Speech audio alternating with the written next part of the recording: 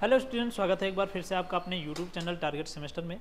जैसा कि आप लोग समझ पा रहे होंगे कि कल आपका पेपर है, तो आज उसी के लिए हम आपको मोस्ट इम्पोर्टेंट जो टॉप 30 क्वेश्चंस हैं जो कि एग्जाम में 100% आने के चांस बनते हैं। ये समझ लीजिए कि इसमें जितने भी क्वेश्चन दिए जा रहे हैं वो आपको 100% क्वेश्चंस लड़ने के चांसेस होते हैं, ठीक है ना।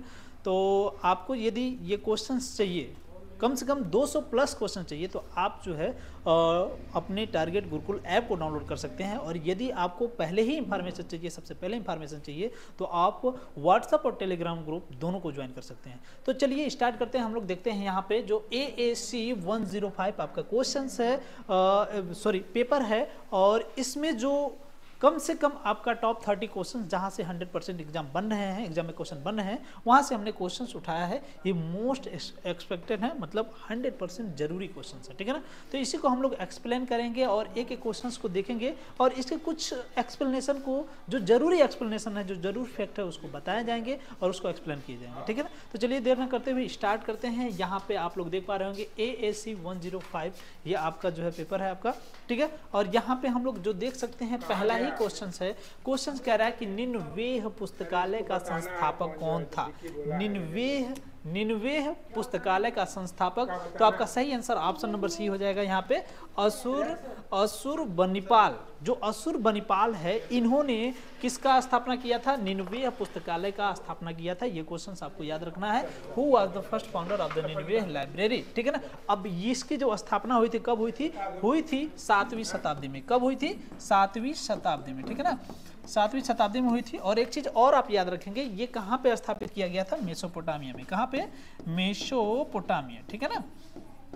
क्लियर है? मेसोपोटामिया, ठीक है। आप ये भी याद रखेंगे, ठीक है। और उसके बाद यहाँ पे जो राजा था, उस राजा का मतलब वहाँ असीरियन राजा कहा जाता था। असीरियन राजा, ठीक है ना, ये भी आपको याद रखना है। असीरियन राजा, ठीक है ना।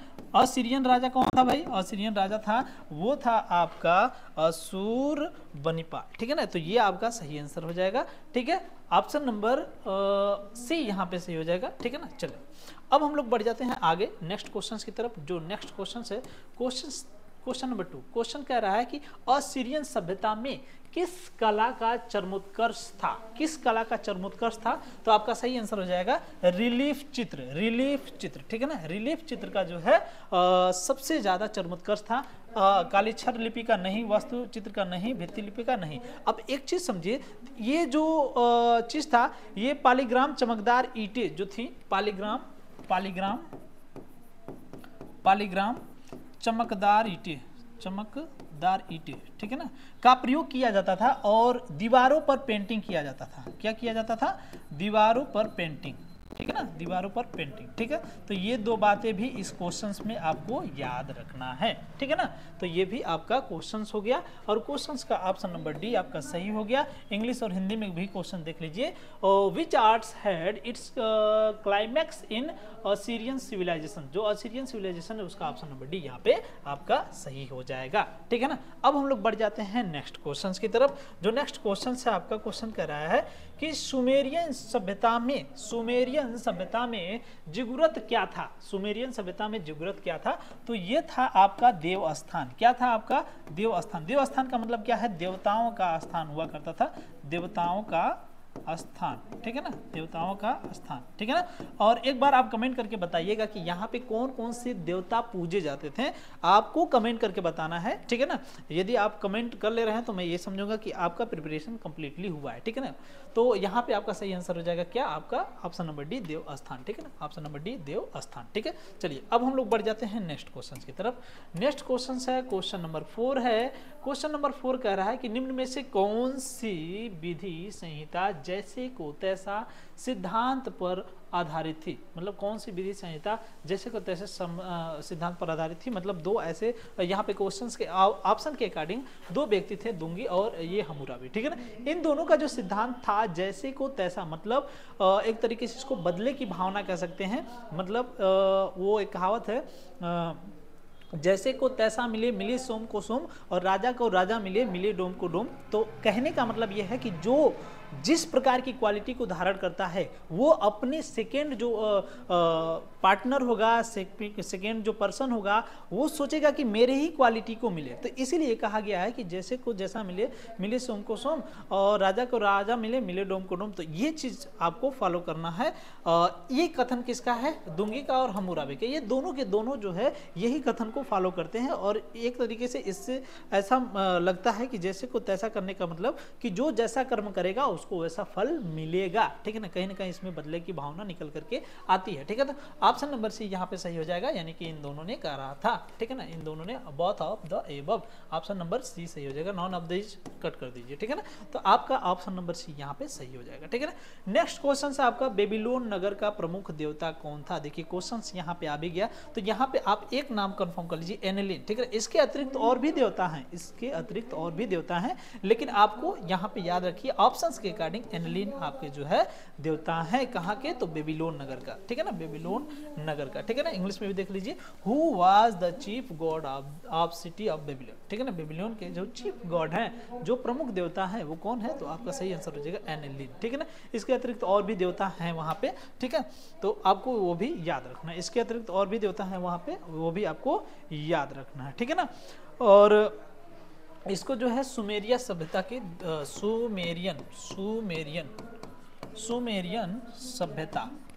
सुमेरियन सभ्यता के देवता भी कहा जाता है, सभ्यता के देवता, ठीक है ना। बात लगभग वही है, सिमिलर है, ठीक है। ये भी आपको याद रखना है, मतलब क्वेश्चन अगर घुमाए तो इस बात को आपको याद रखना है कि आपको कंफ्यूज नहीं होना, ठीक है ना। चले आगे बढ़ जाते हैं नेक्स्ट क्वेश्चंस की तरफ। जो नेक्स्ट क्वेश्चन है आपका क्वेश्चन नंबर 6 है। क्वेश्चन कह रहा है कि अक्काद का प्रथम शासक कौन था? तो अक्काद का प्रथम शासक कौन था? तो आपका ऑप्शन नंबर ए सही हो जाएगा, सारगोन। ऑप्शन नंबर ए आपका सही हो जाएगा, सारगोन। सारगोन जो था वो था अक्काद का प्रथम शासक, ठीक है ना। तो ये भी आपको याद रखना है। सबसे पहले इसने ही स्थापना करी थी, किसकी स्थापना करी थी? स्वराजवंश की स्थापना करी थी, स्थापना भी करी थी, इसको भी आपको याद रखना है। Who was the first ruler of Akkad? तो आपका सही आंसर हो जाएगा ऑप्शन नंबर ए, सारगोन, ठीक है ना। चले अब हम लोग बढ़ जाते हैं नेक्स्ट क्वेश्चन की तरफ। नेक्स्ट क्वेश्चन जो है ये प्रथम शासक भी है, ये एक भी याद रखना, प्रथम शासक, क्योंकि इसने ही स्थापना करी थी। तो क्वेश्चन अगर प्रथम शासक की तरफ पूछ ले, प्रथम शासक पूछ दे तो भी आपको सही कर देना है सारगोन, ठीक है ना। और ये भी याद रखना कि इसने ही स्थापना करी थी, दोनों आपको याद रखना है, दोनों बातें याद रखना, ठीक है। चले अब हम लोग बढ़ जाते हैं नेक्स्ट क्वेश्चन की तरफ। नेक्स्ट क्वेश्चन से आपका सुमेरियन समाज था, सुमेरियन समाज यानी Sumerian society was, Sumerian society was मतलब सुमेरियन समाज कैसा था? तो आपका सही आंसर हो जाएगा पितृसत्तात्मक। पितृसत्तात्मक से क्या मतलब है? आज जो हमारे समाज में, आज जो हमारे भारत के कल्चर्स में जो डेवलप हुआ है, जो सत्ता डेवलप हुआ है, वो पितृसत्तात्मक हुआ है। कहने का मतलब ये है कि आज हमारे देश में भी पिता लोगों को ज़्यादा वैल्यू मिलती है अकॉर्डिंग टू जो माता लोग होती हैं, ठीक है ना। यानी कि अगर किसी बच्चे का नाम रखा जाता है या फिर किसी बच्चे को बुलाया जाता है तो न कि उसके माता का नाम बल्कि उसके पिता का नाम लेकर के बुलाया जाता है कि ये फलाने का लड़का है, ये ढिकाने का लड़का, ठीक है ना। तो इस तरीके से आपको याद रखना है कि भारत की भी सभ्यता जो थी वो पितृसत्तात्मक थी और ये भी सभ्यता जो है पितृसत्तात्मक थी। और एक बात मैं बता दूं, जो सिंधु घाटी सभ्यता है उसमें माना जाता है कि वहाँ पे जो सत्ता थी वो पितृसत्तात्मक ना होकर के वो मातृ सत्तात्मक सत्ता थी। तो ये भी आपको याद रखना है कि मातृ सत्तात्मक और पितृ सत्तात्मक में क्या डिफरेंस है और कौन सी सभ्यता कहाँ पे डेवलप हुई थी, किस तरीके से डेवलप हुई थी, ठीक है ना। तो आज वर्तमान समय में जैसा कि हम लोगों ने देखा, तो ये भी आपका यहाँ पे जो 7वां नंबर का क्वेश्चन है ऑप्शन नंबर ए यहाँ पे सही हो जाएगा, ठीक है ना। चलिए आगे बढ़ जाते हैं नेक्स्ट क्वेश्चन की तरफ। जो नेक्स्ट क्वेश्चन है आपका 8 नंबर का क्वेश्चन कह रहा है कि असुर बनिपाल राजा था। कहाँ का राजा था भाई? तो इसको पहले ही क्वेश्चंस में हमने बता दिया था कहाँ का राजा था, ये असीरिया की राजा था, ठीक है ना। Ashurbanipal was the king of Assyria, ठीक है, असीरियन यानी असीरियन का ये राजा था। ऑप्शन नंबर बी आपका यहाँ पे सही हो जाएगा, ठीक है ना। चले अब हम लोग बढ़ जाते हैं नेक्स्ट क्वेश्चंस की तरफ। नेक्स्ट क्वेश्चंस आपका कह रहा है कि जिगुरात, आपको दिख तो रहा है, ठीक है, दिख रहा है, ओके। तो जिगुरात सभ्यता से संबंधित है, जिगुरात सभ्यता से संबंधित है। तो ये कहाँ से संबंधित है, मतलब ये जो सभ्यता है ये कहाँ से संबंधित है, ठीक है ना। तो आपका सही आंसर हो जाएगा मेसोपोटामिया से संबंधित है जो जिगुरात की सभ्यता है। और कहाँ का स्थान है ये कमेंट करके आप बताना है ये किसका स्थान है। अभी इसके पहले वाले क्वेश्चन में हमने बताया आपको, इसके पहले जब हमने क्वेश्चन बताया तो वहाँ पे बताया कि ये किसका स्थान है, ठीक है ना। तो आपको कमेंट करके बताना है कि ये कौन सा स्थान है, ठीक है ना। Ziggurat is the related to civilisation, तो आपका सही आंसर हो जाएगा ऑप्शन नंबर सी मेसोपोटामिया। अच्छा एक चीज और समझिए, जो सिंधु घाटी सभ्यता थी, सिंधु घाटी सभ्यता चीन की सभ्यता और मिस्र की सभ्यता और मेसोपोटामिया की सभ्यता, ठीक है ना। ग्रीक की सभ्यता जो थी, यूनान की सभ्यता उस समय डेवलप नहीं हुई थी, ठीक है ना। तो एक चीज आपको समझना है कि यहाँ पे जो मेसोपोटामिया की सभ्यता है और मिस्र की सभ्यता और जो चीन की सभ्यता है, ये तीनों की तीनों सभ्यता जो सिंधु घाटी सभ्यता है उसी के साथ डेवलप हुई थी। तो ये भी कथन आपको याद रखना है, क्वेश्चन अगर घुमा के पूछे तो आपको कंफ्यूज होने की जरूरत नहीं है, ठीक है ना। चलिए आगे बढ़ जाते हैं नेक्स्ट क्वेश्चन की तरफ। जो नेक्स्ट क्वेश्चन है आपका 10वां नंबर का क्वेश्चन कह रहा है कि झूलते बाग सभ्यता की देन थी। झूलते बाग सभ्यता की देन थी, मतलब क्वेश्चन पूछ रहा है कि किस सभ्यता की देन थी। The swimming gardens was the product of civilization, मतलब कौन सा ऐसा सिविलाइजेशन था जिसने झूलते बाग की सभ्यता, मतलब झूलते बाग की सभ्यता को डेवलप किया था, ये बात क्वेश्चन पूछा जा रहा है। तो आपका सही आंसर हो जाएगा यहाँ पे बेबीलोनिया की, ठीक है ना। ऑप्शन नंबर बी, बेबीलोनिया की जो सभ्यता थी ये जो है झूलते बाग की सभ्यता की देन है, ठीक है ना। झूलते बाग की सभ्यता की देन है। अच्छा ठीक है। अच्छा एक चीज और समझिए, जो 9वां नंबर का क्वेश्चन था, ठीक है, यहाँ पे आपको एक चीज़ और याद रखना है।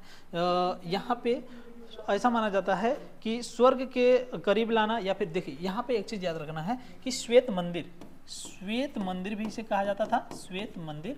और ऐसा माना जाता था कि स्वर्ग को जोड़ना, ये जो स्थान है इसकी विशेषता क्या है, स्वर्ग को जोड़ना, या फिर पृथ्वी और जो स्वर्ग है उसके बीच में संबंध बनाने का कार्य करना, या फिर एक तरीके से पृथ्वी और स्वर्ग को जोड़ने का कार्य करता था। ये भी आपको याद रखना है, ठीक है ना। ये क्वेश्चन पूछा हुआ इसलिए मैंने बता दिया आपको, ठीक है ना। मैंने सोचा कि बता दें, कहीं ना कहीं जरूरी भी है, ठीक है ना। तो यहाँ तक का आपका क्वेश्चन 10 नंबर का क्वेश्चन हो गया। झूलते बाग की सभ्यता किसकी देन है, तो झूलते बाग की सभ्यता जो है देन है बेबीलोनिया की, ठीक है। कहाँ की, बेबीलोनिया का। ऑप्शन नंबर बी यहाँ पे सही हो जाएगा। एक चीज और यहाँ पे आपको याद रखना है, वो चीज क्या याद रखना है कि ये ऐसा माना जाता है कि ये छत पर होता था। कहाँ पे होता था, छत पर होता था। और एक चीज और याद रखना है कि उस समय में 7 अजूबों में से एक अजूबा इसे भी माना जाता था, यानी 7 अजूबों में से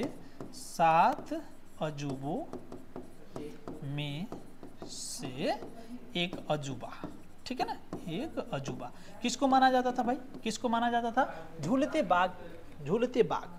बाग को माना जाता था उस समय की सभ्यता में। मतलब बेबीलोनिया की ये सभ्यता थी, और बेबीलोनिया की सभ्यता ने इस प्रकार के जो गार्डन्स है उसको डेवलप किया था, और उस समय 7 अजूबों में से एक इसे माना जाता था। ये भी क्वेश्चन आपको याद रखना, ठीक है ना। नेक्स्ट क्वेश्चन आपका अख्यानाटन की धार्मिक क्रांति कहाँ हुई थी, तो अख्यानाटन की धार्मिक क्रांति आपका मिस्र में हुई थी। धार्मिक क्रांति हुई थी कहाँ पे, अख्यानाटन के मिस्र में। अब एक चीज और याद रखना है कि ये 7वीं शताब्दी के आसपास में हुई थी। कब हुई थी, 7वीं शताब्दी, ठीक है ना, 7वीं शताब्दी, ठीक है ना।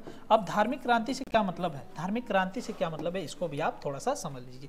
जो धार्मिक क्रांति है, धार्मिक क्रांति मतलब धर्म को बहुत ज्यादा मात्रा में बढ़ावा देना। जैसे होता है औद्योगिक क्रांति, औद्योगिक क्रांति में क्या होता है कि उद्योग को बहुत ज्यादा मात्रा में लगाना, उससे प्रोडक्ट क्रिएट करना और भी तरह तरह की चीजों को डेवलप करना, तो ये औद्योगिक क्रांति होती है, ठीक है ना। इसी प्रकार उस समय धार्मिक क्रांति को डेवलप किया जाने लगा। धार्मिक क्रांति को डेवलप करने से सीधा सीधा मतलब है कि धर्म के आगे कुछ भी न टिके, इसको कहा जाता है धार्मिक क्रांति। या फिर कोई भी क्रांति है, अगर उसके आगे कोई भी सभ्यता, कोई भी पॉइंट्स, कोई भी बिंदु, कोई भी प्रमाणिक चीज अगर न टिके तो उसे कहा जाता है धार्मिक क्रांति। सिर्फ और सिर्फ धर्म को ही ध्यान दिया जाए, इसके अलावा कोई भी चीज हमारे लिए मायने नहीं रखती, सबके सब शून्य है, इसे कहा जाता है धार्मिक क्रांति। और ये हुआ था 7वीं शताब्दी के आसपास में। कहाँ हुआ था, अख्यानाटन में।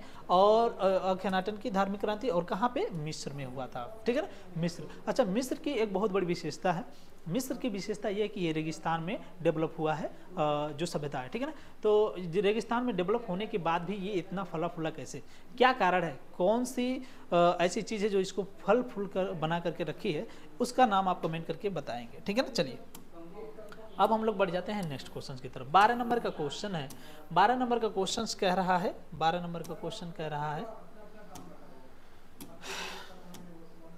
12 नंबर का क्वेश्चन कह रहा है कि किस मिस्र शासक ने धर्म सुधारक के रूप में ख्याति प्राप्त किया था। देखिए अभी धार्मिक क्रांति के बारे में हमने आपको बताया, तो यहाँ पे जो खूफू थे, खूफू कौन थे? खूफू, खूफू की ही देन थी वहाँ पे धार्मिक क्रांति इतने बड़े लेवल पे हुई थी, और इतने मतलब धार्मिक क्रांति का इतना चरमोत्कर्ष हुआ था, ठीक है ना, बहुत बड़े लेवल पे जा चुकी थी। किसका देन है भाई? तो किसकी देन है? तो ये आपका खूफू का देन है, ठीक है ना। चलिए अब हम लोग आगे बढ़ जाते हैं नेक्स्ट क्वेश्चन की तरफ। नेक्स्ट क्वेश्चन आपका पिरामिड किस सभ्यता की देन है? तो पिरामिड जो है आपका हो जाएगा मिस्र सभ्यता की देन है। पिरामिड किसकी सभ्यता का देन है? मिस्र सभ्यता की देन है। ऐसा माना जाता है कि जो पिरामिड है, पिरामिड से स्वर्ग और नरक का जो है कॉम्बिनेशन होता था, पृथ्वी का और स्वर्ग का कॉम्बिनेशन होता था, ऐसा माना जाता था। और एक चीज़ मैं आपको बता दूं कि जो ये मिस्र की जो सभ्यता है, यहाँ पे जो पिरामिड डेवलप हुए हैं, तो पिरामिड में ऐसा माना जाता था कि वहाँ पे लोगों की जो मम्मी होती थी, मम्मी का मतलब क्या है कि बॉडी को किसी न किसी प्रकार के जो केमिकल्स ऐसे थे जो बॉडी को सड़ने गलने ना दे, उससे लेप करके उसको पैक करके उसको रख दिया जाता था, और इस तरीके से ये बहुत ज़्यादा दिनों तक वैसे ही मम्मी के रूप में पड़ा रहता था, ठीक है ना। तो ये मिस्र की सभ्यता की सबसे बड़ी देन है कि केमिस्ट्री वहाँ की जो रासायनिक चीज़ें थी, वहाँ केमिकली चीज़ें थी, बहुत ज़्यादा डेवलप थी, जिसकी वजह से वहाँ पे किसी भी प्रकार का बॉडी जो था उसको मम्मी के रूप में रखा जाता था, और ऐसा माना जाता है उसको पिरामिड में ही रखा जाता था। ये भी आपको याद रखना, ठीक है ना। तो यहाँ पे आपका सही आंसर हो जाएगा ऑप्शन नंबर सी, इजिप्ट, ठीक है ना। चलिए आपका अब 14 नंबर का क्वेश्चन है। क्वेश्चन कह रहा है कि मिस्र का प्रमुख देवता था, तो मिस्र का प्रमुख देवता माना जाता है नील नदी को। किसको माना जाता है भाई? नील नदी को, ठीक है ना। अब एक चीज समझिए, क्यों नील नदी को मिस्र का प्रमुख देवता माना जाता है? कारण क्या है? कारण यह है कि उतने बड़े रेगिस्तान में यही एक ऐसी नदी है जो मिस्र को पूरी तरीके से फलने फूलने के लिए बहुत बड़ा योगदान दी। एक तरीके से वहाँ पे नील नदी का ही देन है कि वहाँ पे सब लोगों को भोजन पानी राशन जो कुछ भी है, मतलब मानो कि ओवरऑल चीज़ें जो कुछ भी है वो नील नदी के कारण ही है वहाँ पे, ठीक है ना। इसलिए वहाँ के लोग नील नदी को सबसे ज़्यादा मतलब देवता के रूप में भी मानते हैं, ठीक है। इसके अतिरिक्त तो और भी देवता थे, लेकिन प्रमुख देवता नील नदी है, ठीक है ना। चलें आगे बढ़ जाते हैं नेक्स्ट क्वेश्चन की तरफ। नेक्स्ट क्वेश्चन आपका नील नदी की घाटी में विकसित सभ्यता कौन सी थी? तो आपका सही आंसर यहाँ पे हो गया मिस्र की सभ्यता, ठीक है ना। मिस्र की सभ्यता जो है सबसे पहले डेवलप हुई थी। अच्छा एक चीज़ मैं यहीं पे और फैक्ट बता दूं, जो लिखने पढ़ने का लिपि का जो डेवलपमेंट हुआ है सुमेरिया सभ्यता के देना है। जो लिपि का डेवलपमेंट हुआ है सुमेरिया सभ्यता के देना है। अगर पॉलिटिक्स राजनीति कहीं से निकल के आई है तो वो यूनान की देन है। अगर छपाई लिखाई कटाई कागज़ का आविष्कार और जल घड़ी का आविष्कार कहीं से निकल के आया वो चीन की देन है, ठीक है ना। तो ये भी कुछ फैक्ट्स हैं जो जरूरी है एग्जाम के लिए, इसलिए मैं आपको बता दे रहा हूँ, ठीक है ना। चलें अब हम लोग बढ़ जाते हैं नेक्स्ट क्वेश्चन की तरफ। नेक्स्ट क्वेश्चन से आपका मिस्र में स्थित विशालकाय पिरामिड थे, ठीक है ना। तो इनमें से कोई नहीं, ठीक है ना, इसमें से कोई नहीं, ठीक है ना। न राजमहल था, न मकबरे थे, न दीवारें थे, ठीक है ना। और लेकिन एक चीज़ ऐसा माना जाता है कि वहाँ पे मम्मी को रखा जाता था, ये चीज़ें आपको याद रखना, ठीक है ना। तो किसी भी प्रकार का न राजमहल था, न मकबरा था, न दीवारें था। आपका सही आंसर ऑप्शन नंबर डी हो जाएगा, इसमें से कोई नहीं, ठीक है ना। चलिए अब हम लोग बढ़ जाते हैं नेक्स्ट क्वेश्चन की तरफ। मिस्र समाज में स्त्रियों को सर्वाधिक वैधानिक स्वतंत्रता प्राप्त थी, किसने कहा है? तो मैक्स मूलर ने। मैक्स मूलर के अनुसार जो मिस्र समाज था वो मात्र सत्तात्मक था, और ऐसा माना जाता है कि वहाँ पे स्त्रियों को वैधानिक रूप से सर्वाधिक स्वतंत्रता प्राप्ति थी। जैसे अभी हमने बताया पितृसत्तात्मक मातृ सत्तात्मक में डिफरेंस। तो जो सिंधु घाटी सभ्यता थी वहाँ पर भी मातृ सभ्यता जो थी वो डेवलप हुई थी, मतलब मातृ सत्तात्मक सभ्यता वहाँ पे डेवलप हुई थी। और उसी तरीके से ऐसा माना जाता है कि जो मैक्स मूलर है इनके अनुसार जो मिस्र का समाज है, मिस्र जो इजिप्ट है, वहाँ पर भी मातृ सत्तात्मक देखने को मिलता है, यानी कि वैधानिक रूप से स्त्रियों को ज़्यादा महत्व दिया जाता है। यह भी आपको याद रखना है, ठीक है ना। चलिए अब बढ़ जाते हैं 18 नंबर के क्वेश्चंस की तरफ। 18 नंबर का क्वेश्चंस कह रहा है कि नील नदी किस सभ्यता से संबंधित है? तो ये आपका रिपीटेड क्वेश्चन है, ऑप्शन नंबर ए सही हो जाएगा आपको। इसको मैंने कई बार बता दिया, ठीक है ना। चलिए कुछ टेक्निकल इशू लग रहा है, ठीक है, ओके सही है, ओके। तो बढ़ जाते हैं नेक्स्ट क्वेश्चन की तरफ। नेक्स्ट क्वेश्चन है आपका मिस्र अफ्रीका के किस भाग में स्थित है? मिस्र अफ्रीका के किस भाग में स्थित है? ऑप्शन नंबर ए आपका सही हो जाएगा, पूर्व भाग में स्थित है। किस तरफ? ईस्टर्न पार्ट्स में। Egypt is the located which parts of Africa, ठीक है ना। तो अफ्रीका कॉन्टिनेंट का ही एक देश है इजिप्ट, मिस्र, और ये उसके पूर्व में स्थित है, ये भी आपको याद रखना है। तो ऑप्शन नंबर ए आपका सही हो जाएगा, ठीक है ना। चलिए अब हम लोग बढ़ जाते हैं नेक्स्ट क्वेश्चन की तरफ। जो नेक्स्ट क्वेश्चन है वो है 20 नंबर का क्वेश्चन कह रहा है कि मिस्र के पूर्व में कौन सा सागर है? तो आपका सही आंसर लाल सागर, ऑप्शन नंबर ए आपका सही हो जाएगा, लाल सागर, रेड सी, ठीक है ना। ये भी आपको याद रखना है, कहाँ पे? तो पूर्व सागर में, ये भी आपको याद रखना, ठीक है। चलिए अब हम लोग बढ़ जाते हैं नेक्स्ट क्वेश्चन की तरफ। नेक्स्ट क्वेश्चन कह रहा है कि कन्फ्यूशियस निवासी था। कन्फ्यूशियस निवासी था, कहाँ का निवासी था? इंग्लिश में भी देख लीजिए, Confucius was the resident of, तो आपका ऑप्शन नंबर डी सही हो जाएगा, चाइना का। ये कहाँ का था भाई? चाइना का था, ठीक है ना। और अभी हमने कुछ फैक्ट्स बताए चाइना से रिलेटेड, कागज का आविष्कार और जल घड़ी का आविष्कार, ये दो मुख्य इंपॉर्टेंट ऐसे आविष्कार हैं जो कि चाइना ने दिया है, और इसको आपको याद रखना, ठीक है ना। पीली नदी का संबंध है, कहाँ से है? तो वांगहो नदी है। वांगहो नदी ये चीन की एक बहुत महत्वपूर्ण नदी है, और इसके साथ साथ सिक्यांग और यांगटी घाटी भी बहुत महत्वपूर्ण है। लेकिन पीली नदी का संबंध किससे है? तो वांगहो नदी से है, ये इसको भी आपको याद रखना है। और वांगहो नदी की बहुत बड़ी भूमिका चीन को डेवलप करने में है, ये भी आपको याद रखना है। तो इसको भी कंफ्यूज मत होइएगा, वांगहो नदी पीली नदी कहा जाता है, वांगहो नदी के पीली नदी भी कहा जाता है, इसको भी आपको याद रखना है। The yellow river is related to, आपका सही आंसर हो जाएगा ऑप्शन नंबर सी, वांगहो, ठीक है ना। चलिए अब हम लोग बढ़ जाते हैं नेक्स्ट क्वेश्चन की तरफ। नेक्स्ट क्वेश्चन है 23 नंबर का क्वेश्चन कह रहा है कि किस प्राचीन सभ्यता में रेशम का आविष्कार हुआ था? ये चीनी ही सभ्यता, देखिए ये सबसे मुख्य इंपॉर्टेंट सभ्यता है, और आपने सुना होगा हिस्ट्री में सबसे इंपॉर्टेंट पॉइंट, रेशम मार्ग। क्या सुना होगा आपने? रेशम मार्ग सुना होगा। क्या सुना होगा? रेशम मार्ग। कभी ना कभी देखिए इतिहास पढ़ने वाले जो होंगे, रेशम मार्ग का नाम कभी ना कभी तो सुने ही होंगे। रेशम मार्ग क्या था भाई? देखिए जो रेशम का डेवलपमेंट हुआ था वो चाइना में हुआ था, और सबसे बेहतरीन क्वालिटी का जो रेशम मिलता था वो चाइना में मिलता था। और देखिए जब हुआ क्या था कि जो मार्ग था, जैसे हम लोग बात कर सकते हैं, ये इस तरीके से इंडिया की बात अगर हम लोग करें, ठीक है, गड़बड़ बन गया मैप, थोड़ा सा हम मैप में बना करके आपको थोड़ा सा बता दें, थोड़ा सा आइडिया देंगे, ज़्यादा नहीं, ठीक है ना। ये जो आपका इंडिया का मैप टाइप का है जो कुछ भी है, तो यहाँ से जो चाइना से रिलेटेड यहाँ पे कुछ ऐसे मार्ग आता था, ठीक है ना।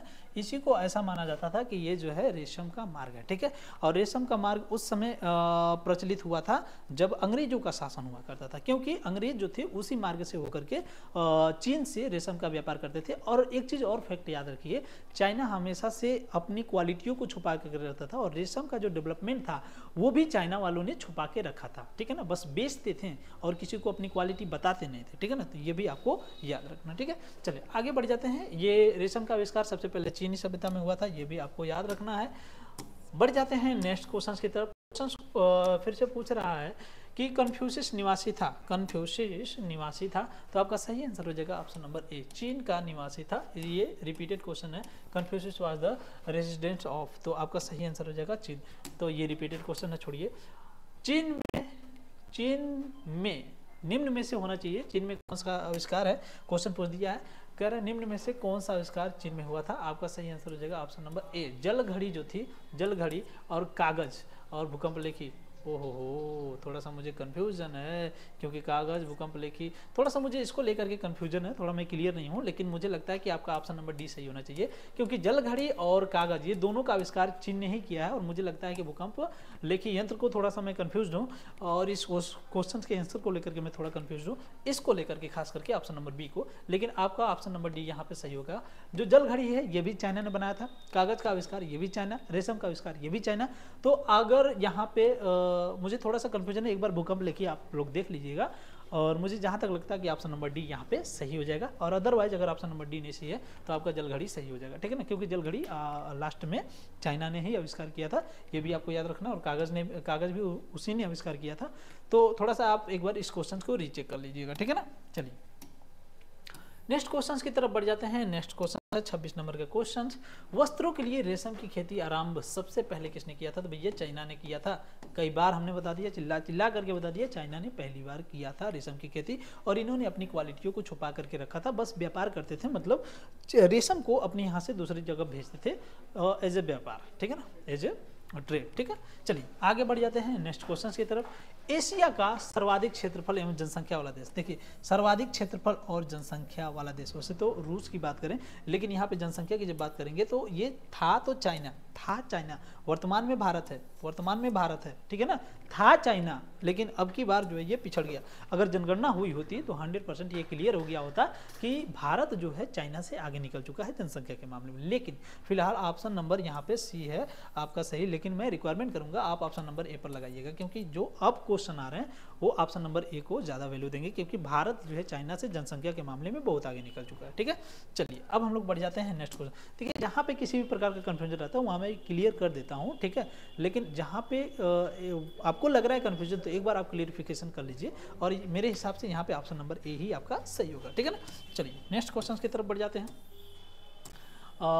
नेक्स्ट क्वेश्चन आपका, चीन के दक्षिण में कौन कौन से देश स्थित है। तो भैया दक्षिण में कौन कौन से देश स्थित है, तो आपका हिंद चीन हो जाएगा, बर्मा हो जाएगा, भारत हो जाएगा। तीनों के तीनों देश कहाँ पे, दक्षिण चीन में ही, तो दक्षिण में ही स्थित है ना, चीन के दक्षिण में स्थित है। हम लोग दक्षिण के मतलब जो चीन है उसके नीचे ही तो स्थित है। नेपाल हो गया, भारत हो गया, और आपका यहाँ पे बर्मा हो गया, हिंद चीन हो गया, ये सब कहाँ पे हैं, भारत के चाइना के नीचे ही है, ठीक है ना। चलिए हम लोग दक्षिण एशिया के क्षेत्र में आ जाते हैं, ठीक है। चलिए नेक्स्ट क्वेश्चन से आपका, चीन के पूर्व में क्या है, चीन के पूर्व में क्या है, तो आपका ऑप्शन नंबर ए सही हो जाएगा, कोरिया, ठीक है ना। प्रशांत महासागर है, दोनों है, ऑप्शन नंबर सी सही करिए, ऑप्शन नंबर सी। प्रशांत महासागर क्यों है, क्योंकि ये दोनों तरफ है, ठीक है ना। इसके अतिरिक्त तो वहाँ पे एक छोटा सा चीन का सागर है, चीन का सागर है, थोड़ा सा कंफ्यूज नहीं होइएगा आप लोग, चीन का भी सागर है, ठीक है ना। लेकिन प्रशांत महासागर को आप ज़्यादा वैल्यू दीजिए, क्योंकि ये अकॉर्डिंग टू एरिया चीन की जो सागर है उससे कहीं ज़्यादा बड़ा है, ठीक है ना। तो इसको भी आपको याद रखना है, ठीक है। आप मेरे हिसाब से ऑप्शन नंबर सी पे चले जाइए, ए और बी दोनों, क्योंकि प्रशांत महासागर ये दोनों तरफ है, ठीक है ना। कुछ इस तरीके से अगर हम लोग बात करें मैप की, ठीक है ना। चलिए मैप ही बना देते हैं हम, थोड़ा सा रफली मैप बना देते हैं तो ज़्यादा बेहतर होगा, ठीक है। देखिए मान के चलिए कि ये है आपका अमेरिका, ठीक है, ठीक है, और यहाँ पे आपका हो गया ये दक्षिण अमेरिका, ठीक है, इस प्रकार से। और ये है आपका ये आपका यूरोप हो गया, और ये आपका ये कुछ इस प्रकार से जाएगा, ये इंडिया है, इंडिया का पोर्शन है, और ये जो है आपका ये चाइना। देखिए यहाँ पे आपका प्रशांत महासागर है, और यहाँ पे आपका प्रशांत महासागर है, और ये दोनों तरफ से इस तरीके से जुड़ा हुआ है, ठीक है ना। तो option number A, option number C यहाँ पे आप सही कर लीजिएगा, ठीक है ना। चलिए अब हम लोग बढ़ जाते हैं नेक्स्ट क्वेश्चन की तरफ। जो नेक्स्ट क्वेश्चन है, क्वेश्चन कह रहा है कि चीन को भौगोलिक दृष्टिकोण से कितने भागों में बांटा गया है। चीन को भौगोलिक दृष्टिकोण से कितने भागों में बांटा गया, तो आपका ऑप्शन नंबर सी सही हो जाएगा, ए और बी दोनों, ए और बी दोनों, क्योंकि मुख्य चीन भी है और बहिवर्ती प्रदेश जो है वो भी हैं, ठीक है ना। मुख्य चीन जो है वो तो है ही, और जो बहिवर्ती प्रदेश है, बाहरी प्रदेश हैं, जैसे आप मान के चलते हैं कि दिल्ली जो सेंट्रल है, सेंट्रल एशिया, सेंट्रल को हम लोग क्या कहते हैं, सेंट्रल जो होता है आपका, जैसे दिल्ली को हम लोग ये मान के चलते हैं कि दिल्ली जो है इंडिया के सेंटर में है, ठीक है ना। जनरली है क्या, नागपुर है, ठीक है ना, लेकिन दिल्ली को सेंट्रल माना जाता है, क्योंकि वहाँ पे कैपिटल है, इंडिया की कैपिटल है, इसलिए उसको सेंट्रल माना जाता है, और माना जाता है कि यहाँ से पूरे इंडिया को कंट्रोल किया जा सकता है, ठीक है। तो एक सेंट्रल पार्ट हो गया भारत का, और एक हो गया बाहरी पार्ट, तो ठीक इसी प्रकार चीन का। तो ऑप्शन नंबर सी यहाँ पे सही हो जाएगा, ठीक है ना। तो कंफ्यूज होने की आवश्यकता नहीं है, यहाँ पे ऑप्शन नंबर सी आप सही कर दीजिए, क्योंकि बहिवर्ती प्रदेश और मुख्य चीन दोनों पार्ट्स में डिवाइड है, ठीक है ना। चलिए तो आज के लिए सिर्फ इतना ही। कुछ बच्चों का कमेंट आ रहा है कि सर आप जो पढ़ाते हैं क्वेश्चन नहीं फंसते हैं। मैं बार बार कहता हूँ कि एक बार आप टारगेट गुरुकुल ऐप को डाउनलोड करो, वहाँ पे आपको 200 प्लस क्वेश्चन दिए जाते हैं, ऑब्जेक्टिव क्वेश्चंस। तो 200 प्लस ऑब्जेक्टिव क्वेश्चन जब पढ़ के जाओगे तो काहे नहीं फंसेगा भैया। पहले आप डाउनलोड तो करो, वहाँ से पीडीएफ प्राप्त तो करो, तब जाकर के क्वेश्चन फंसेंगे ना। अब मान के चलिए मैंने किसी सब्जेक्ट में 30 से 40 क्वेश्चन दे दिए, चलो एक यूनिट में मैंने 40 क्वेश्चन दे दिए, 30 से 40 क्वेश्चन दे दिए, 30 से 40 क्वेश्चन कहाँ फंसेंगे, ठीक है ना। तो आपको कम से कम 200 क्वेश्चन तो परचेज करने पड़ेंगे ना। कम से कम टारगेट गुरुकुल ऐप को डाउनलोड कीजिए, और वहाँ से आप वो जो पीडीएफ है प्राप्त कर सकते हैं, और अपने क्वेश्चंस को बेहतरीन तरीके से पास ही नहीं कर सकते बल्कि टॉप भी कराने की गारंटी दी जाती है। यहाँ पे टारगेट गुरुकुल जो प्लेटफॉर्म है, कई बार बच्चों को टॉप कराया है, ठीक है ना, और बच्चों को प्राइज डिस्ट्रीब्यूशन भी हो रहा है, तो उसमें आप शामिल हो सकते हैं। तो आज के लिए सिर्फ इतना ही, मिलते हैं नेक्स्ट वीडियो में, तब तक के लिए बाय। करते रहिए तैयारी, पढ़ते रहिए, मस्त रहिए। आपके एग्ज़ाम के लिए कंग्रेचुलेशंस, बधाई हो अभी से।